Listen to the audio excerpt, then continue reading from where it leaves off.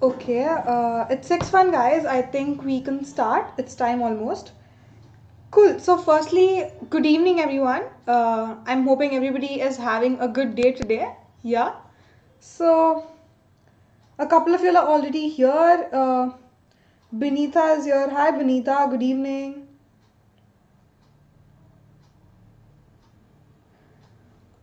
Okay. Cool. I'm hoping others will quickly join in the next couple of minutes. By then, I'll probably do the introductions, right? Ansh is here. Ansh, it's Tuesday today, so the class is for 11th standard students. Ansh, y'all will be having a class tomorrow again. Yeah.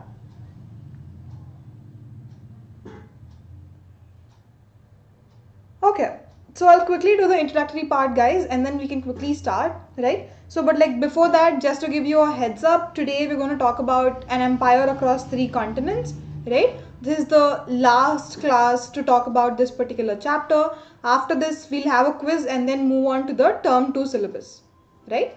So that's roughly the structure of what the classes are going to be. Before that, let me introduce myself. My name is Nikitha, and I'm the history educator here at Unacademy Scholars channel, and I take classes for both standard 11th and 12th. And as far as my educational qualifications are concerned, I have recently graduated from Ashoka University with a bachelor's degree. I have a major in history and a minor in political science. So that's a little bit of my background. So, talking about Unacademy's plus features, you can actually sit at your own houses and learn live from the comfort of your houses. You have unlimited access to so many courses. There are top educators of India who will be taking these live classes. There are regular doubt clearing sessions, answer writing sessions. Along with that, there's also exhaustive coverage of syllabus. And then there's mentorship given to you, there's guidance given to you, along with access to study materials, which are usually in the form of PDF. And then there are practice tests and live test series as well. So when it comes to pricing, the prices you can see on the left side of the screen are the actual prices for Unacademy Plus with various durations, right? But if you use the code, which is TUM10, you'll be basically getting a 10% off on the subscription, and these are the post discounted prices, right? So again, have a look at them and go ahead with whichever one you want to. Quickly moving to Iconic, here the features are even better and greater in the sense that there's personal mentorship provided, there are live doubt solving sessions, weekly reports, parent connect, and also a study planner. So when it comes to Iconic pricing, we have even more ranges of subscriptions, right? Not just 6, we have 9 different ranges starting from 3 months to 48 months. The same thing, the prices on the left side are the actual prices. You can use the code TUM10 and get a 10% off, and these are the post discounted prices, right? So, and there's something also called as Unacademy's Combat Scholarship Test. It's basically, as the name suggests, a scholarship test worth 1 crore rupees. The format of the questions is as such that you will be basically given 60 minutes to answer 30 questions, and these tests are available both in Hindi and English. They usually happen on every Sunday at 1 in the afternoon for 11th standard students, and the link for that is in the description below of this video, so go check that out and enroll yourselves, guys. Really helpful. And lastly, there's something called as Bugs Bounty. It's basically an opportunity for you learners to report any sort of inappropriate content, and you can even claim prize for reporting it. And there's a form in the description. You can use that form to report this inappropriate content. So that's Bugs Bounty, another special feature of Unacademy. Okay, cool. So that being said, before diving straight into the topic, let me just say good evening to everyone who joined right now.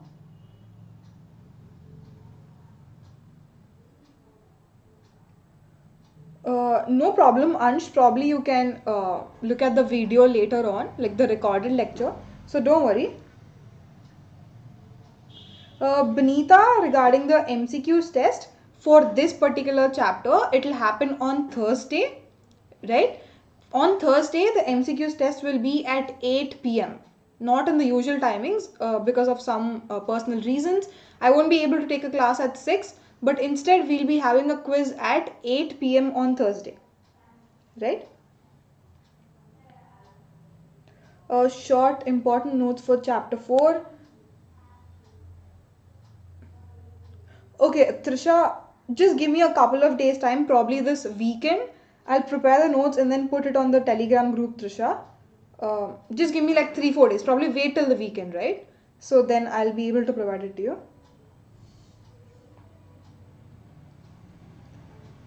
Okay, cool. So with that, I think we can go ahead with the chapter. In case there are any questions at any point of time, please just let me know, guys, by putting them in the chat box. Cool. So we just have like 2 subtopics to discuss for today, which also marks the end of this chapter, right? The first one is social hierarchies and the next is late antiquity. Let's start with social hierarchies, right? We have been talking a lot about the details or the facts of how the Roman Empire was, how big was the territory, and all those factual details, right?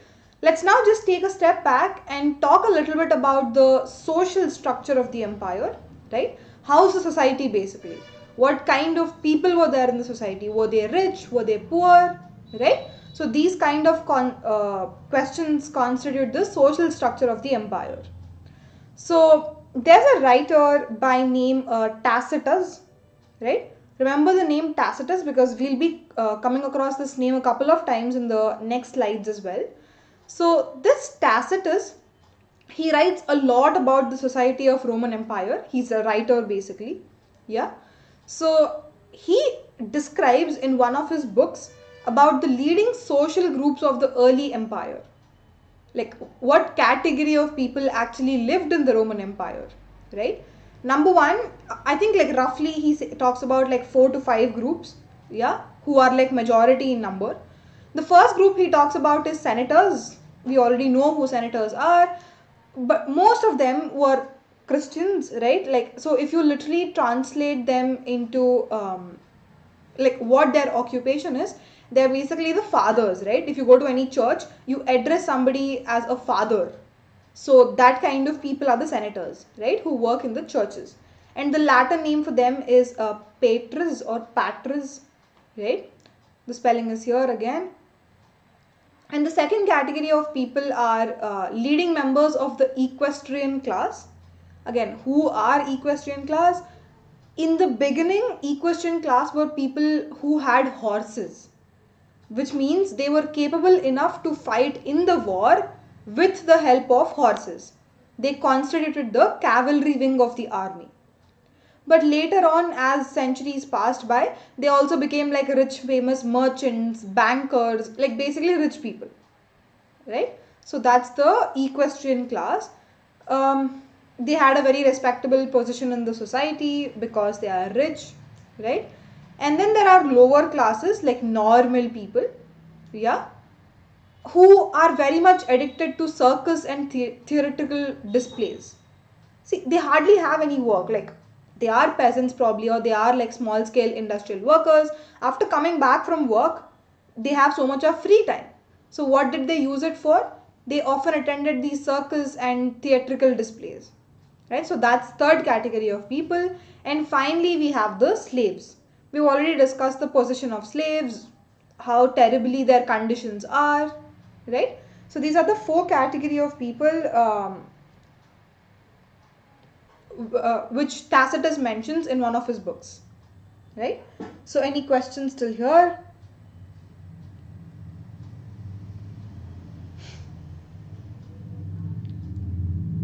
Okay, Ronak is here. Hi Ronak. Finally, okay, good for you. Cool.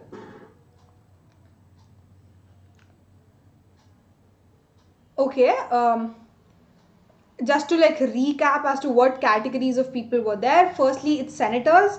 The second group is equestrian class.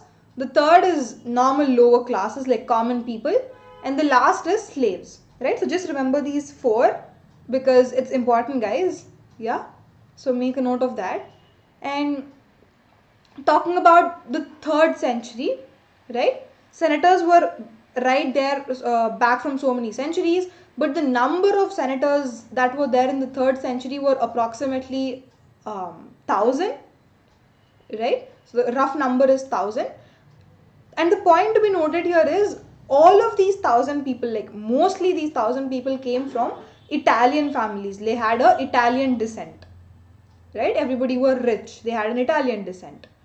But by the late empire, again, whenever I use the word late empire, just fix in your mind that I am referring to 4th to 7th century CE, right? So from the beginning till the 3rd, we call it as the early empire. From the 4th century to the 7th century, we call it as the late empire, right?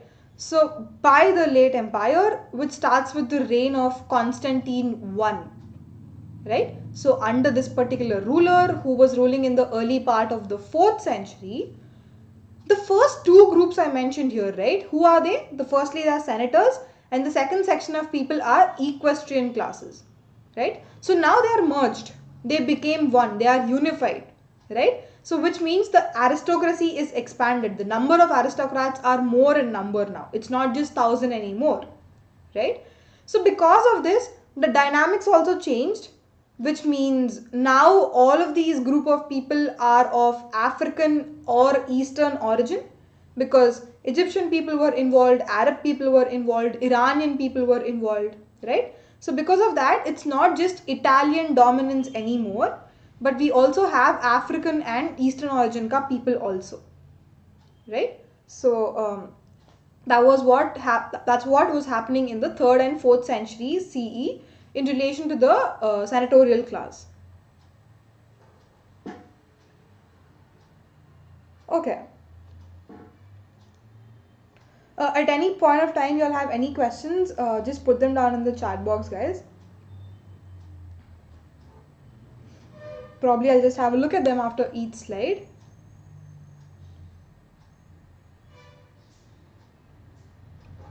Cool.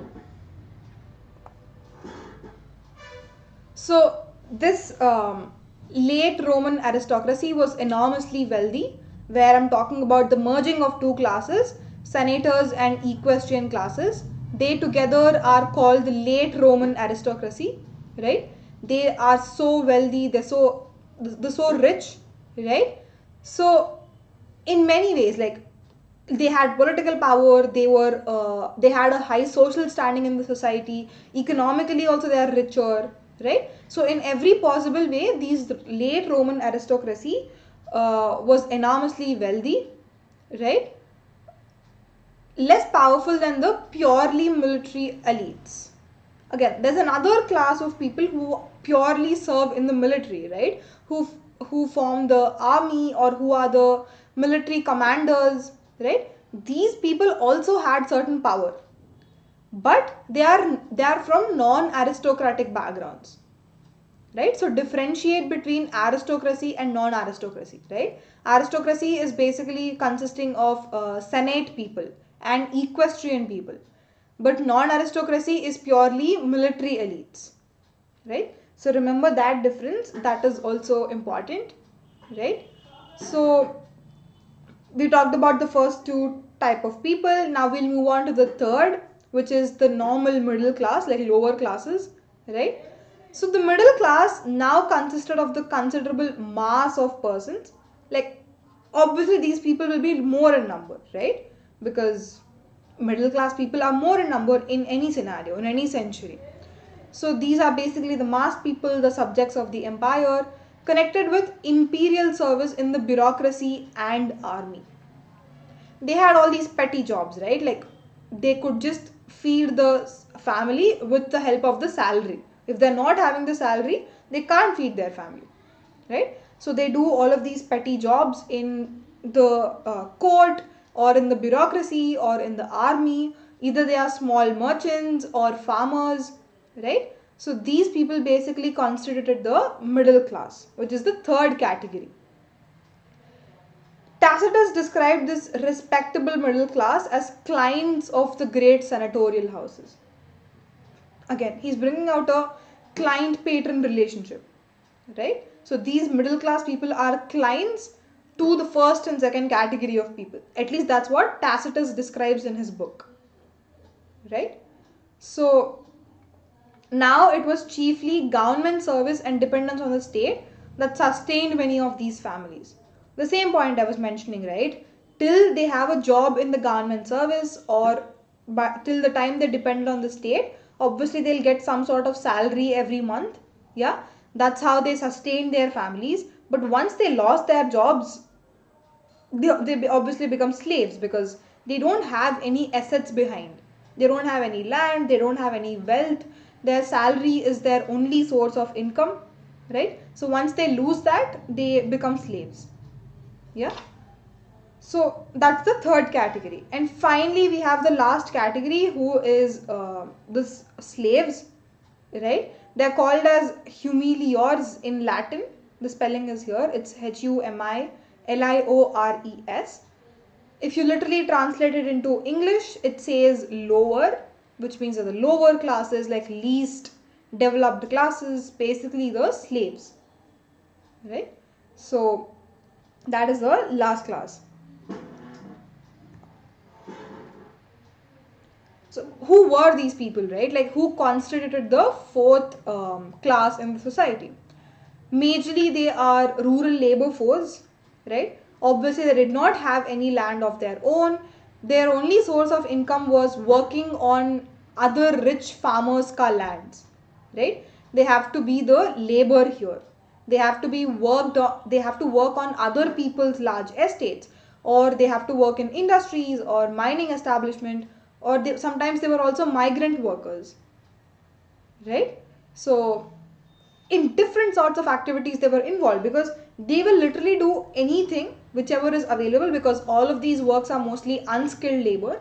They don't need any skill for this, right? So these sort of unskilled labors, these works are constituted by fourth category of people, right? So, and sometimes they can also be self-employed artisans, right, with not much income but like basic sustenance, right? So they will like just living, right? If they have work, they'll have their meal. If they don't have work and if they don't have money, then they have to sleep with starving, right? So that's the scenario with the fourth category of people who are in fact poor, right? So these slaves were usually found all over the Western Empire in particular. Yeah. Generally, when compared to the eastern part of the empire, the western part mostly consisted of these slaves, right? So one writer of the early 5th centuries, he was also a historian by name Olympiodorus, right? The spelling is here, guys. He is a famous important figure, so I'll recommend to remember his name. His name is Olympiodorus, right? He is a 5th century historian come writer. He was basically also an ambassador to the Roman Empire. Yeah. So he tells that the aristocracy based in the city of Rome drew annual incomes of up to 4,000 lbs of gold from their estates. That is a lot, right? He's basically saying what kind of wealth did the Roman aristocracy consume, or what is the wealth they had. They had almost 4,000 lbs of gold. That's a lot, right? So he's saying that basically they are richer people. Yeah. Okay. Any questions still here?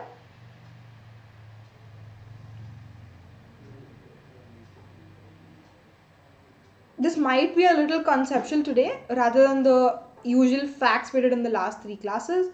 So in case you'll have any questions, guys, let me know. Probably I'll go over that topic again if y'all don't understand.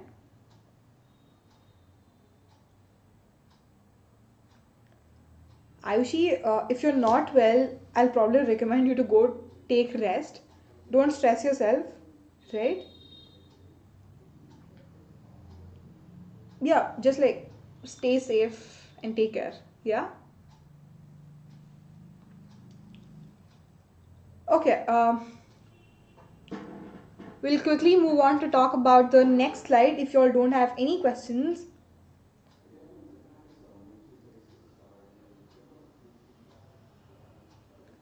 Cool. Now we'll be talking about the monetary system, right? Like what kind of currency was there? Was it a barter system? Was it some kind of exchange of coins, right? We'll look at that. So initially in the first 3 centuries, which is the early empire, right, the basic mode of currency was, or like the monetary system that was existing, is the silver based currency, right? Every transaction used to take place in the form of silver coins. But what happened towards the end of 3rd century, right, there was something dramatic that was happening, which is the Spanish silver mines were getting exhausted. Usually all of this silver was exported into the imported into the Roman Empire from Spain, because Spain had a lot of silver mines. But now how many mines will be there, right? You keep mining them, they will be depleting at some point. So silver mines in Spain started being exhausted, and obviously the government of Roman Empire did not have sufficient metal to mint coins in silver, right? Now what did they do? They obviously shifted from silver to something else, because they need currency. Without monetary currency, it's very difficult to run the empire, right? That is why the shift happened from silver coins to gold coins in the beginning of the 4th century, right? So now it's all gold.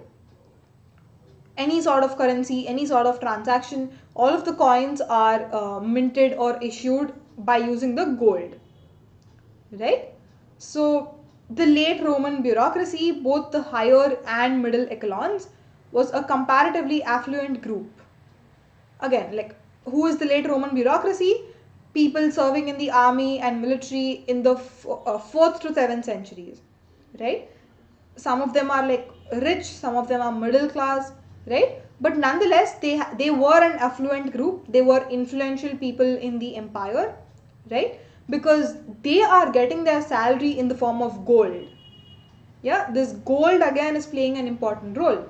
They're getting their salaries in the form of gold, and if they have excess income, they'll obviously invest it in buying something, in buying assets such as land or fields, right? So which means they are also becoming richer and richer by investing.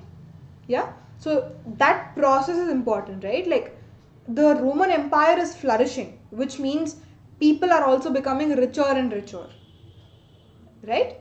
So that's happening in the 4th to 7th century CE. That being said, another angle to look at which was happening in the Roman Empire was a great deal of corruption, right? I think it's but obvious, because whenever you have all of these prosperous kingdoms, it is bound to experience corruption as well. So in the Roman Empire, we had so many instances where there was corruption happening, especially in the judicial system, right? And also in the military system. So it was happening in every possible field, but it was more in judicial and military systems, right? So just like corruption to another level, right? Like all these extortions, blackmailing, like possibly corruption at every level was happening, and it was way beyond what you can imagine, right? It was happening in every possible manner and in every possible situation, right? So corruption was a one negative thing which was happening in Roman Empire. And but like, how do we know about this, right? Like, how are we getting information that there was corruption back then? Because when you read all of these documents and stuff, or when historians read all these books, they came across several government laws. Like, the rulers of the Roman Empire, they are implementing laws which have to do with some sort of curbing the corruption. Because there is corruption in the first place, that is why government will introduce these laws to stop the corruption, right? So by looking at these laws, we came to know that there was corruption in the first place, right? And these historians and other members of intelligentsia who like went as ambassadors to Roman Empire at certain other times, they also wrote in their books something about the corruption system, right? That's how we know that corruption existed, right?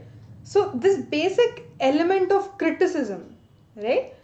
The government is at least trying and putting in some effort to stop the corruption, and the intelligentsia and people are criticizing the corruption, right? So this element of criticism is itself an important feature of classical world, which is the ancient world, right? There was awareness, there was this knowledge as to what's good, what's right, what's wrong, right? So that is why this element of criticism existed, which is a good thing.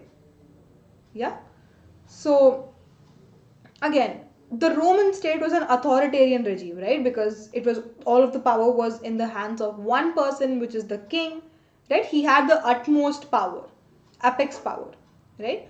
So it was that kind of regime is called as authoritarian regime, right?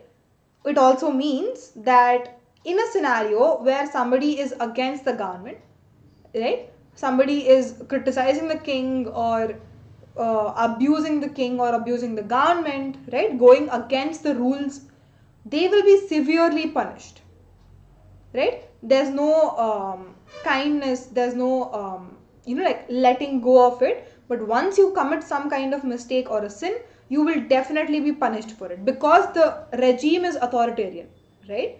So kings had all the power in the world, and especially in the eastern part of the empire, right? They used to make fun of the emperors, right? For some reason, probably they did not like the emperor, they did not like how he's ruling. They constantly made fun of the emperor, which is obviously, the kings did not like that, the emperors did not like that, and they used to give him harsh punishments, and often sometimes capital death punishments as well. That's terrible, right? So but that kind of thing existed. We'll see in the next slide how did people react to it, right? But till now, any questions, guys? Please let me know.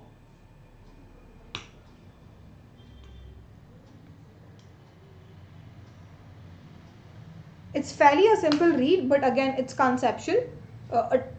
Something different from what we have done in the rest of the chapter in the last 3 classes. So in case you'll have any questions.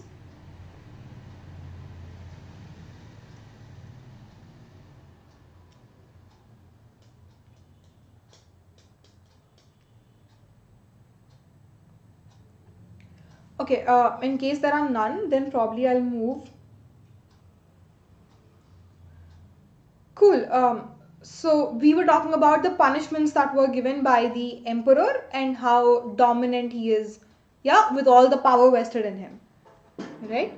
So now we'll talk about what are the kinds of laws or what are the kinds of rules and regulations that were existing in the empire which could control the power of the emperor, right? Is there anything of that sort, or whatever king says, that is the final thing? Yeah. In fact, there was something called as the Roman law, right? Which had a certain agency. It had so much authority in the empire, right? If king is taking like extreme measures, yeah, if he's totally like going all crazy, giving everybody a death punishment, whoever says something bad about the emperor or the empire. Sometimes kings did that because they have so much power, they misuse their power. So in case the king is misusing his power at any point of time, there was this Roman law which always kept the king in check, right? So which always like kind of curbed the excessive power of the king, which is a good thing, right? That kind of Roman law existed. So now emperor is not free to do whatever he liked. He has to follow certain laws because he is also under the law, right? So which means the civil rights of the people are protected. Again, what are civil rights, right?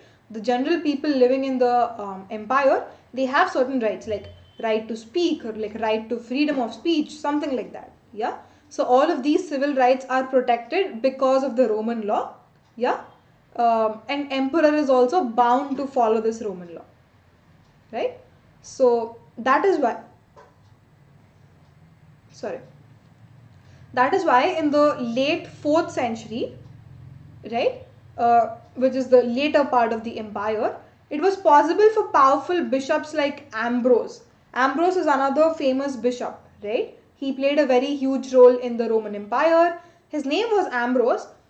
He actually had the guts and he actually had the authority to go and confront all these powerful emperors, right? If they're acting harsh or if they're being repressive towards their civilian populations, then people like Ambrose and many other bishops, they went and at least stood against the emperor, right? They at least had the right to go against him without getting a punishment. And all of this credit must be given to the Roman law, right? Because Roman law is protecting them, protecting their civil rights. Yeah. Okay. Sujal is here. Hi, Sujal. I know that, Sujal, this chapter is already over as a part of term 1, but the problem here is since these are not board examinations, everybody has their exams at different points of time. So some people are not yet done with their term 1 exams in their respective schools, right? So that is why we are revising this chapter a little bit for the people who did not finish their exams. So, but once we do this chapter, and then let's quickly have a quiz on Thursday, which is the next class, right, on this chapter. So once we have a quiz, then we can quickly dive into the term 2 ka syllabus, which is chapter 7, right? So from the next to next class, I'm assuring you all that we will definitely start term 2 syllabus. Yeah, so don't worry about that, Sujal. We will start. Also, like, just another request, right? I've told this in one of the last classes also. In case your exams are over, like term 1 boards are over, please just let me know in the chat box, because then I'll have a rough idea as to who all are still doing the term 1 syllabus and who has moved on to term 2, right? So as and when you finish your exams in your school, just let me know that your exam is over. Yeah. So okay.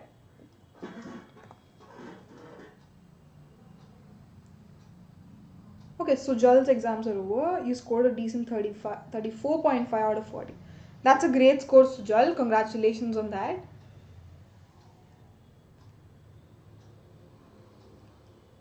Okay, cool. So that that was the hierarchical structure of the society, right? Like what kind of people existed, checks and balances on one another, all that stuff. So in case you have any questions regarding that particular sub-theme, let me know. We can go back and talk about it in case you all have questions. Otherwise, we can talk about a new sub-theme and also the last sub-theme of this chapter, which is the late antiquity, right? So basically focusing on the time period from 4th to 7th century, right?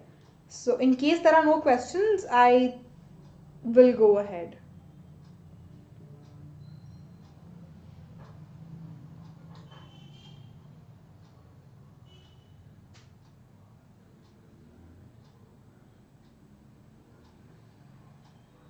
Okay, I don't think you'll have any questions. Fair enough. We'll quickly move on to the next subtopic, which is called as late antiquity, right? So this is like the concluding part of your chapter, let's say, in some sense. So in this concluding chapter, the major focus is to look at the cultural transformation of the Roman Empire. Not in the beginning years, but in the final centuries of the empire, especially 4th, 5th, 6th and 7th, the later part of the empire, right? What are the cultural changes that were happening? What is the cultural transformation that was happening? Yeah. So we'll be looking at that. So the word late antiquity, why are we using that word a lot? Or like what does that mean in the first place? Right? We are using this word late antiquity to describe the final and fascinating period in the evolution and breakup of the Roman Empire. Yeah, last centuries, starting from 4th to 7th. Right? These particular 3 to 4 centuries, come under the category of late antiquity. So this 4th century itself was one of the considerable ferment, both cultural and economic, right? In terms of cultural changes, in terms of economic changes, transformations were happening in the 4th century, right? In every possible sphere. So at the cultural level, right? At the cultural level, we see that in the 4th century, there was so much of development happening in the religious life. Yeah, why is that so? What is that major change that was happening in 4th century? Is that this Emperor Constantine, who was ruling in the 4th century, he decided to make Christianity as the official religion. Before that, Christianity was there, but like it was never the official religion of the state or of the empire, right? But the Emperor Constantine in 4th century, he decides to make Christianity as the official empire, and also in some other sense, Islam was growing, Islam was rising, especially in the 7th century, right? So these sort of religious developments were happening at a cultural level in the late antiquity period, right? So these are cultural changes, right? But on the other side, if you look at the political sphere, if you look from the political lens, there are also some changes happening in the structure of the state, right? So basically political changes. And who was introducing all of these? They were being introduced by Emperor Diocletian, right? The spelling is here. He's an important figure, I would say. Yeah. He ruled from 284 to 305, and he started these political changes, right? So, but why? Like, what is the need for him to make these changes, right? There is a reason. The reason is, by his time, there was so much of over expansion of empire happening, right? There is so much of empire that almost spread across 3 continents. That is very huge, right? I don't think any other empire in the history of the world would have been this huge. That's how large the Roman Empire is, and because of that over expansion, the king or like the central capital is not able to control the entire territory. It's getting out of hands. He's not able to administer properly. So that is why Diocletian, he wanted to cut back, right? And how did this cutting back process take place? Firstly, he abandoned so many territories, right, with little strategic or economic value. Again, what does this mean? Certain territories in the empire itself, they don't provide so much of revenue because they are probably like not developed places, or their revenue is much lesser. They don't have any strategic importance, right? Because of factors like these, it's not much useful to the state. So Diocletian started abandoning these territories. He declared that these territories are no more a part of the Roman Empire. That is how he started shrinking the empire, right? So, and also to protect the existing territory, Diocletian had to fortify the frontiers, which means build a huge wall around the boundaries, right? He reorganized provincial boundaries, and he also separated civilian from military functions. Now they are different. Military people can't involve in the civilian affairs. At the same time, civilian people can't involve in the military affairs, right? And there was also so much autonomy given to the military commanders, right, who became a much powerful group later on because of this autonomy. So all of these political changes were definitely happening, yeah, in the early 4th, late 3rd centuries, and they were started by Diocletian, right? So after Diocletian passed away, another emperor came in, who is Constantine, right? He also tried to consolidate some of these changes. He also was supporting these changes, right? And he also added certain other changes in the political sphere. Yeah. One of his main innovations was in the monetary sphere, right? Where he introduced a new denomination, which is the solidus. Very important in terms of exams. Please remember, whosoever exams are not over. So he introduced a new denomination called as the solidus. Again, what is solidus? It is a gold coin which had 4.5 grams of pure gold. Right? Even though this is a Roman invention, it is very surprising and interesting to know that even after Roman Empire collapsed, right, even after 7th century, this coin was still in circulation because it had so much of significance, right? So this gold coin by name Solidus outlasted the Roman Empire itself. Yeah. Okay, so solidi, solidus, singular plural forms, right? So this solidi were minted on a very large scale, yeah, and their circulation ran into millions. Obviously, because there's a lot of population, all of them needed money, so they started minting solidi in very large numbers, right? So the other area of innovation which Constantine introduced was the creation of a second capital at Constantinople. This is very, very important, right? Remember this point. What is the second capital of Roman Empire? It is Constantinople, right? Now it is called as Constantinople, but previously it was called as Byzantium. Yeah. Eventually, it has become so important that the total Roman Empire itself came to be called as the Byzantium Empire in the later periods, right? That's how important the city of Byzantium or so-called Constantinople was at that point of time. And just to give you a rough figure as to where this Constantinople is, it's just beside Turkey, Istanbul, right? If you take the 21st century map today, locate Istanbul, which is in Turkey, right? Just beside Istanbul, there's this place called Constantinople, right? So that was the capital, the second capital of the Roman Empire. Yeah. So new capital, which means it needs everything new. It needs a new senate. It needs a new governing class. It needs a new army, new bureaucracy, right? So because of this, people started getting more and more jobs in the fourth century because there was a need of labor. There was a need for officials, right? So that was happening in the 4th century. And monetary stability was there, definitely, because of the introduction of solidi. And then there was expanding population. People were also growing in large numbers.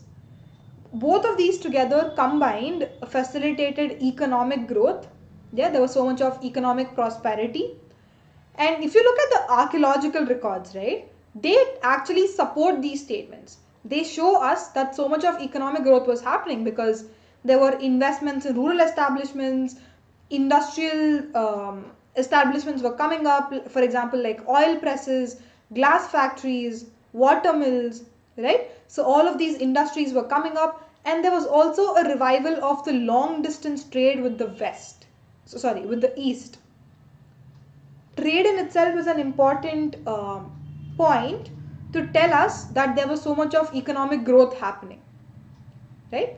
So clearly it is established by the archaeological records that there was economic growth which was happening in the 4th century CE of the Roman Empire, right? So any questions still there, guys?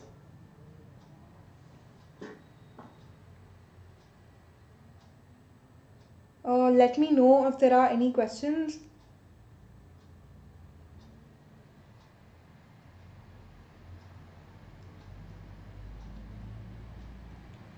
Okay, I think I'll go ahead.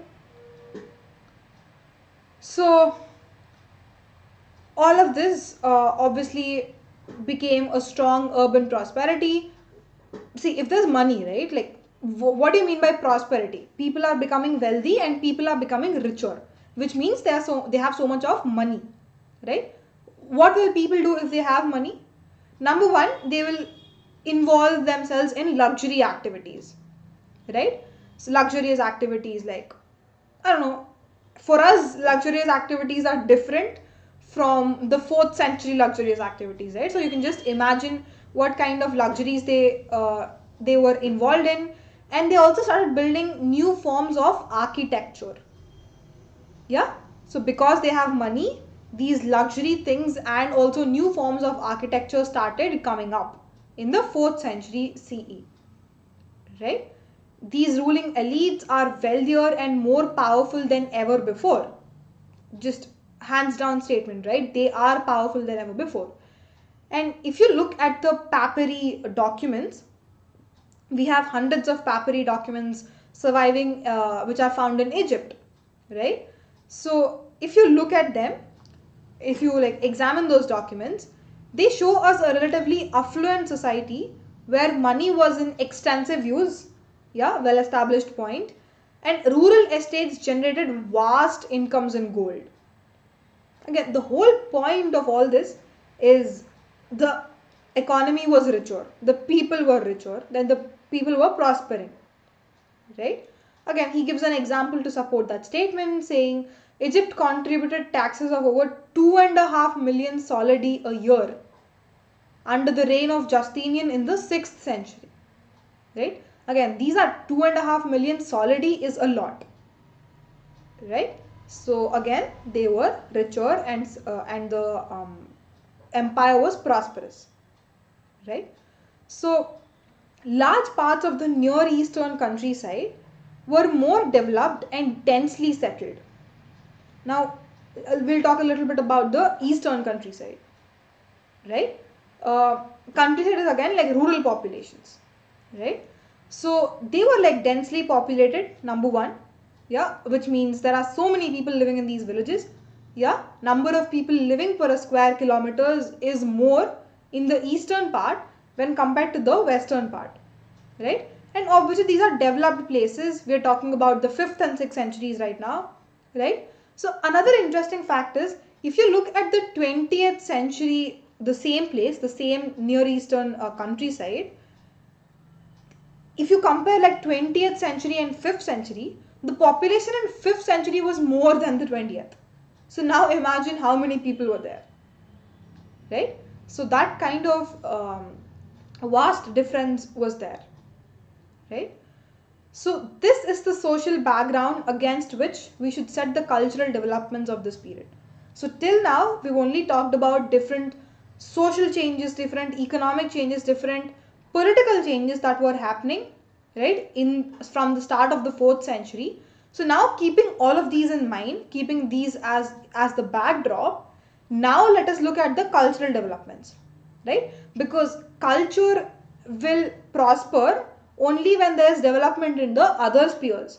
That is the relationship between these all cultural and political activities, right? So now polity is surviving, society is flourishing, economy is prosperous.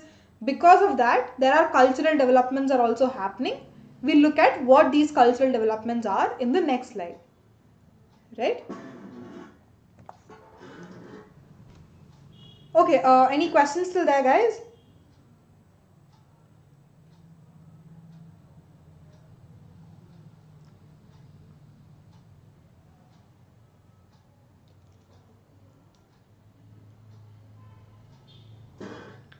If there are no questions, I can go ahead. But if there are any, please let me know.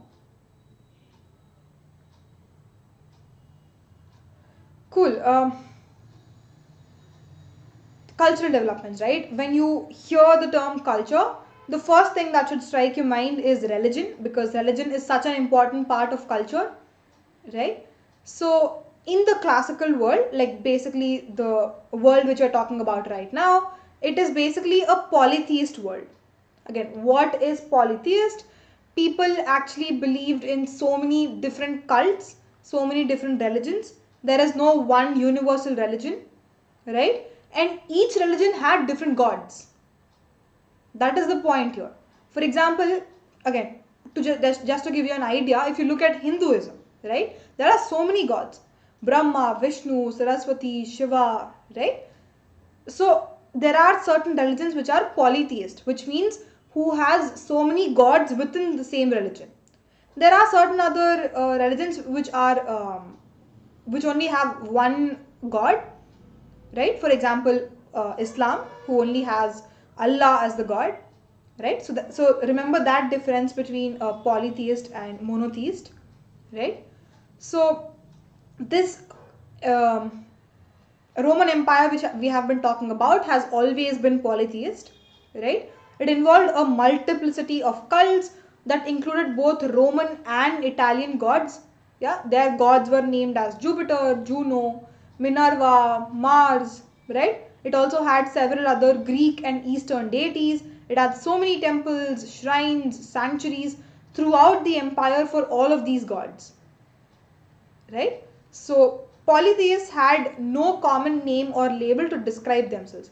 They did not have a name for themselves. They just believed in whatever they want to believe in, right? Along with this, another famous religion which was prevailing in the 4th century, in the early part of the empire, was Judaism, which are basically Jewish people, right? In certain sense, Judaism is also not a monolithic religion, because that also had a great deal of diversity within the Jewish communities, right? So we can't consider Judaism as monolithic. So amidst all this, we can only imagine that the Christianization of the empire. Again, what does this mean? It means the conversion of people in large numbers to Christianity that was happening in the 4th and 5th centuries, right? It did not happen overnight. It is a gradual, complex process, right? So only after so much of effort, only after so many days, the whole, almost everybody in the empire started converting to Christianity, and that is how Christianity became the official religion of the empire, right? Yeah, same thing, right? Like polytheism did not disappear overnight, especially in the western provinces, right? So the boundaries between religious communities were much more fluid in the 4th century. Again, what does this mean? If you want to jump from one religion to the other, if you don't like one particular god, you can quickly move on to another religion which you like. The boundaries are fluid. There's no certain procedure or rules you have to follow if you have to change your religion. There's nothing like that. It was flexible, right? But once Christianity came in, yeah, all of these bishops and all, they have set up certain rules, and they have set up certain rigid sets of beliefs and practices that if you want to call yourself a Christian, you have to follow so and so beliefs.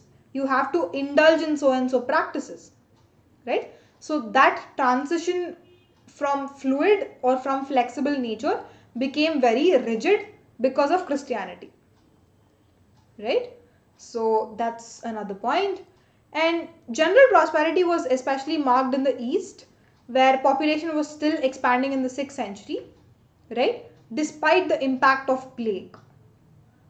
Again, sometimes there are natural disasters happening, right? So in the 540s, in the Mediterranean region, which is the eastern part of the empire, there was a plague happening, right?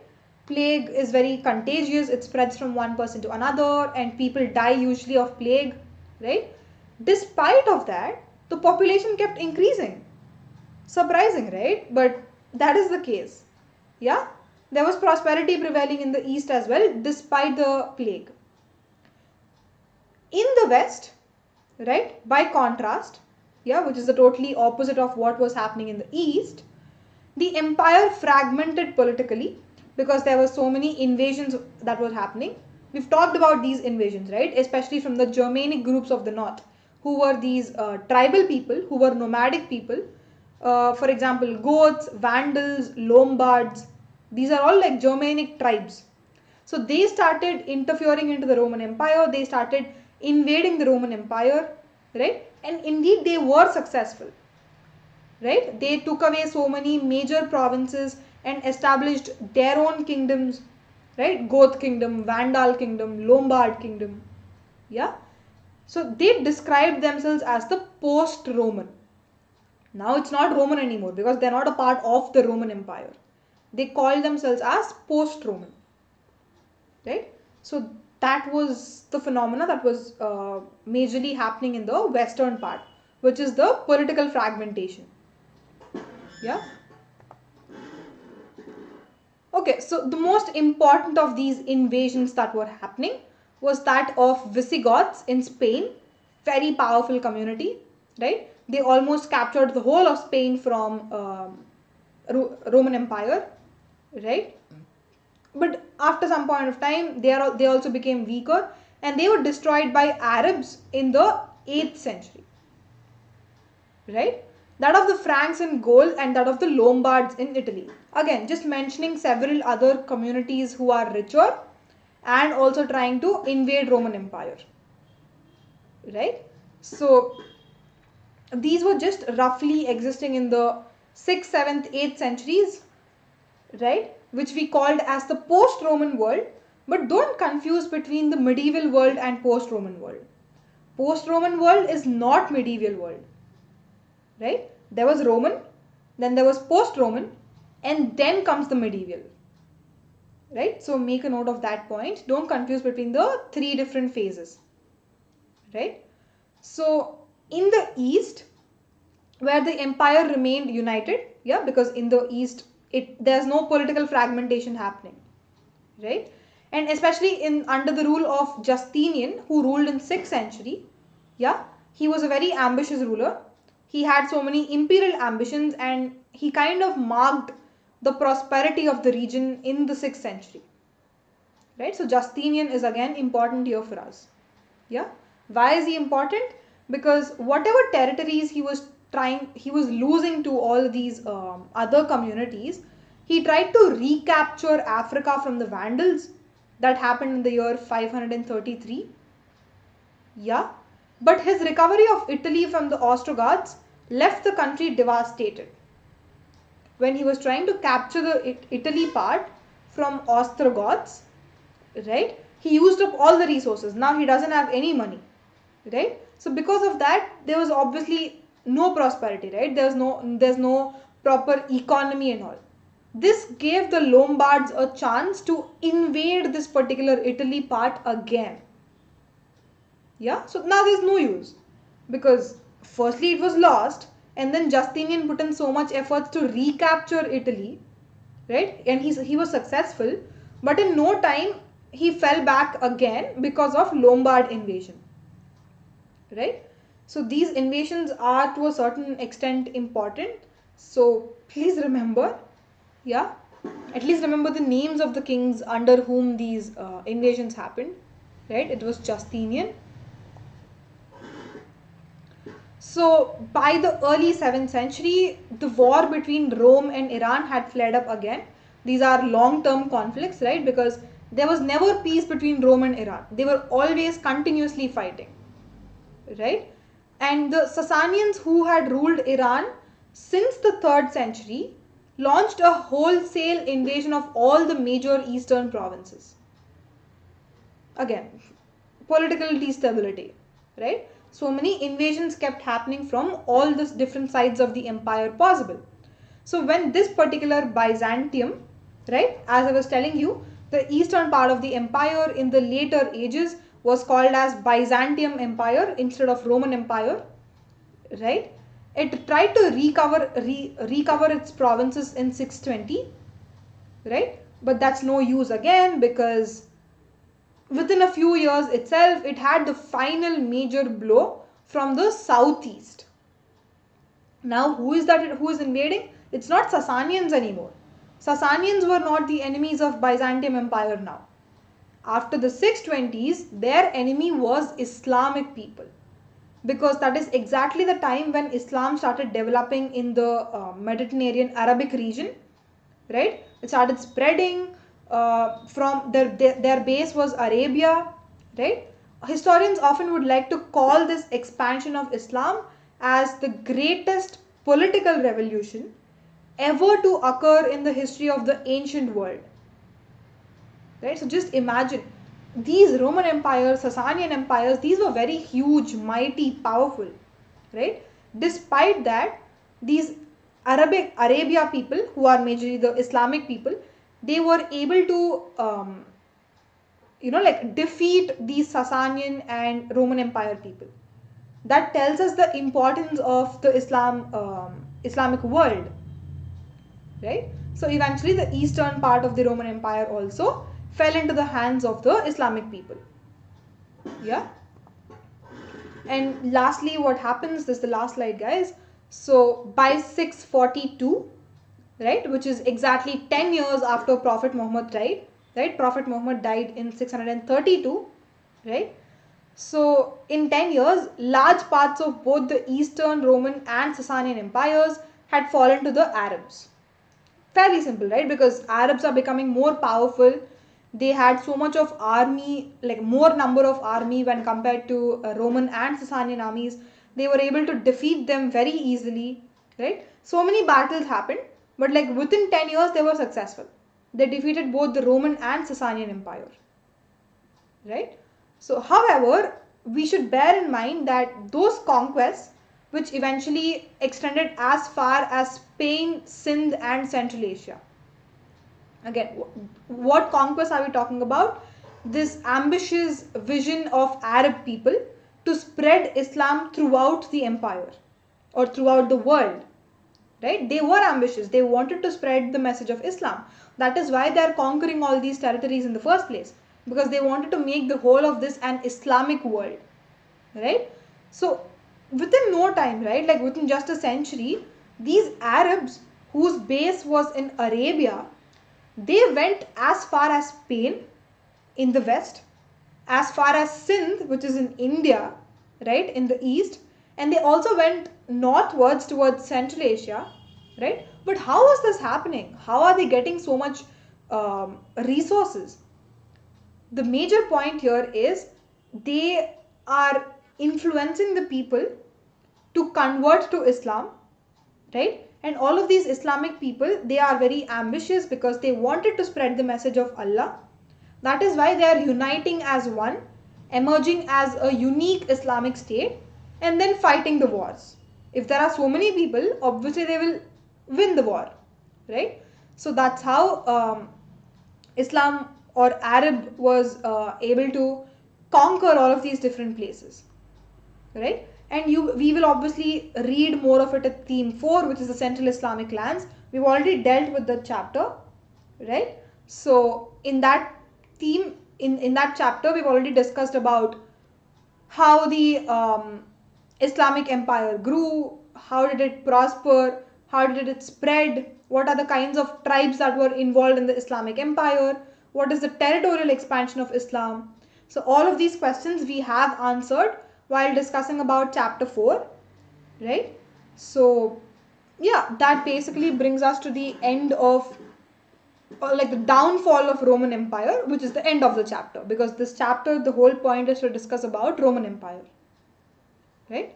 So yeah, that brings us to the end of class for today, as well as end of the chapter, right? So any questions you'll have regarding anything related to the whole chapter, let me know, because after this we don't have a revision class.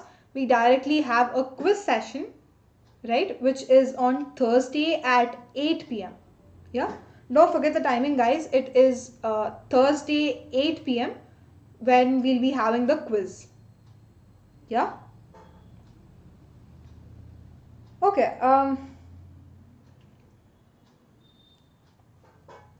Any questions, please let me know. It's already 7:05. I'll try to wind this up, but you can type your questions in the meanwhile. Okay, just to give you a reminder as to the crash course that will be happening for 11th standard humanities student. It already started on 1st of November, but it's not too late to join because it's just only been a week, right? They will cover the syllabus of both term 1 and term 2, and the duration is for 3 months, right? And the medium of delivery is Hindi, and these are the educators that they'll be teaching, and you can have a look at their bios and join if you would like to, right? Fairly helpful. And yeah, thanks so much, guys. Thanks once again for tuning in every day dedicatedly. Thanks. And one last thing, if you like the content of these videos, please do like them, share it as much as possible, and also subscribe to the channel Unacademy and scholars in particular, right? Cool. So thanks once again. That basically brings us to the end of the class officially. I'll just hang on for a couple of seconds in case anybody has questions. But like if you all don't, then you are free to leave. And just to give you to remind you, the next class we have is on Thursday, right? The class will be at 8 p.m. where we'll be having a quiz on this chapter, right? So remember that. I'll see you guys on Thursday. Yeah.